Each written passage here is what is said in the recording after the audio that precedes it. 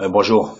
Encore une petite pensée là sur le verset. L'homme regarde à l'apparence, mais Dieu regarde au cœur.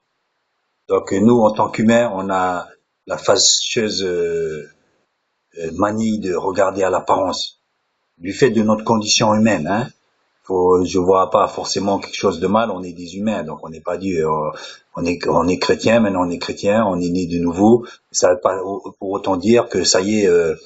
On a Seigneur, on a comme la pensée de Dieu immédiate et tout ça, on a encore beaucoup de choses à faire, le discernement, à discerner nos pensées de la pensée de Dieu, parce qu'il est bien évident que Dieu nous a dit, vos pensées ne sont pas nos pensées, ses pensées, mais il parle pas de ça aux païens, il parlait de gens qui étaient le peuple de Dieu, je pense. Hein. Donc nous, en tant que chrétiens maintenant, si on peut dire filièrement descendants du peuple d'Israël, parce que les vrais Israéliens, c'est pareil. Les vrais Israéliens, ce sont les chrétiens, mais je veux dire pas les chrétiens de nom, hein. les, les vrais chrétiens, ceux qui sont sanctifiés. Faisons attention parce que ils risquent d'avoir beaucoup de surprises. Seigneur, Seigneur, on a chassé des démons, ceci, cela, et je ne vous connais pas. Donc, méfions-nous, vous et moi, à ce que nous soyons vraiment trouvés du nombre des rachetés. Hein. Mais donc, pour en revenir à notre thème de ce matin, l'apparence, ne nous fions jamais à l'apparence. Jamais. Jamais. Donc, maintenant, je pense à un frère qui jouait dans la NBA américaine au basketball. Il était célèbre maintenant, il était entraîneur et puis il arrive à à prêcher dans les rues parfois, certainement pas tous les jours, mais enfin il prêche dans les rues. Il est connu, il est célèbre parce qu'il a joué dans une équipe de basket américaine, dans la NBA. Donc je tairai son nom par modestie. Ça pourrait plutôt le desservir que de citer son nom. Donc ce n'est pas important. Ou alors d'être un célèbre, ancien célèbre chef de gang à New York et aujourd'hui prédicateur. Là aussi, je tairai son nom, ça n'a aucune importance. Tout cela pour vous dire que quand on a cette notoriété, entre guillemets, alors automatiquement on a un certain aura.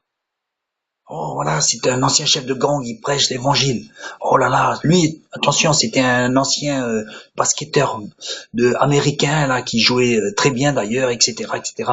Donc on aura tendance à écouter ces gens, et tant mieux, parce que on s'imagine comment de telles personnalités entre guillemets pourraient venir à Christ. Et qu'ils avaient la gloire, ils avaient la célébrité, ils avaient ceci, cela, ils avaient certainement aussi quand même et surtout un poids sur la conscience. Mais bon, voilà, l'homme regarde à l'apparence, il vient pour voir et ce n'est pas interdit. Ces frères-là sont devenus des prédicateurs, sont devenus engagés spirituellement pour amener les gens à Dieu. Et c'est très bien, gloire à Dieu. Mais ne nous sous-valorisons pas pour autant. Nous sommes, je pense, autant importants. Je dis, je pense, pourquoi? Parce que Dieu sait qui est plus ou moins important, mais aux yeux de Dieu, je pense que Dieu veut que tous soient sauvés.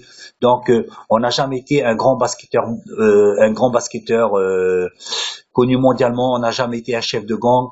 Et il faut pas dire aussi, à contrario, que purée, j'aurais dû être un grand voyou comme ça aujourd'hui, j'aurais été apprécié. Faut pas tomber dans ce travers-là. Hein. Il n'a pas choisi d'être un bandit pour dire que tiens, je vais être un grand bandit, comme ça un jour je pourrais être un grand prédicateur. Voyez, ne tombons pas ça dans des glorioles éphémères et des vanités humaines pour qu'on nous puissions avoir un jour un certain aura, une certaine prestance, une certaine écoute aux yeux des gens. Pourquoi? Parce que nous aurons une certaine carte de visite. Voilà, lui, on le connaît. Tiens, qu'est-ce qui fait que maintenant Non, je le redis, chacun a une grande importance. Et vous savez, une célèbre personne qui autrefois était connue ne pourra jamais faire ce que vous faites, qui est parfaitement, entre guillemets, inconnu. Pourquoi? Parce que chacun a sa place. Chacun a sa place. Par exemple, je veux dire, par exemple, quelqu'un qui est remarqué, par exemple, je sais pas moi, par sa force ou comme ça. Et on ne remarquera jamais son petit doigt. Et pourtant, son petit doigt a été très utile. Quand il a levé des haltères ou ceci, cela, s'il n'avait pas eu le petit doigt, peut-être qu'il n'aurait pas pu lever autant de poids, n'aurait pas eu autant de force. Il y a chaque membre de l'Église. Rappelez-vous cette pauvre vieille que on ne remarquait pas, enfin cette veuve, je crois, dans le temple que personne ne remarquait. Et pourtant, c'était elle qui était importante aux yeux du Sauveur. Voyez, parce qu'elle donnait tout ce qu'elle avait, tandis que les autres donnaient leur superflu. Bon, il n'y a pas que le superflu ou tout ce qu'on a qu'on puisse donner qui est comparatif. Il y a aussi ceux qui sont célèbres et ceux qui ne le sont pas. Et je le dis et je le redis, même ceux qui ne sont pas connus ou qui sont connus que dans leur quartier ou qui ne sont pas trop connus aux yeux même de l'Église. Je le redis, Dieu veut que chaque homme soit sauvé. Et si vous faites votre petit travail, ne serait-ce que dans votre foyer, vous êtes parfaitement inconnu, ne serait-ce que dans une ville, qu'importe. L'important, c'est que vous sachiez que vous avez votre place dans le corps de Christ. Que vous sachiez ou vous-même que vous êtes pardonné et que vous faites partie de la mission divine, à savoir sauver le plus grand nombre de personnes dans ce bas monde qui, ne le sachant pas, mais qui sont voués à une mort certaine. Et donc nous avons cette impérative mission de savoir que notre parole, qu'elle soit écoutée ou pas, est une extrême importance. Et dite avec le Saint-Esprit, ces paroles peuvent briser et traverser n'importe quelle cuirasse pour amener chaque âme à la repentance. Ce qui est important, c'est d'être sauvé. Parce que nous soyons célèbres ou pas, si nous n'avons pas notre nom dans le livre de vie, ça sera un désastre, un chaos, une tragédie éternelle.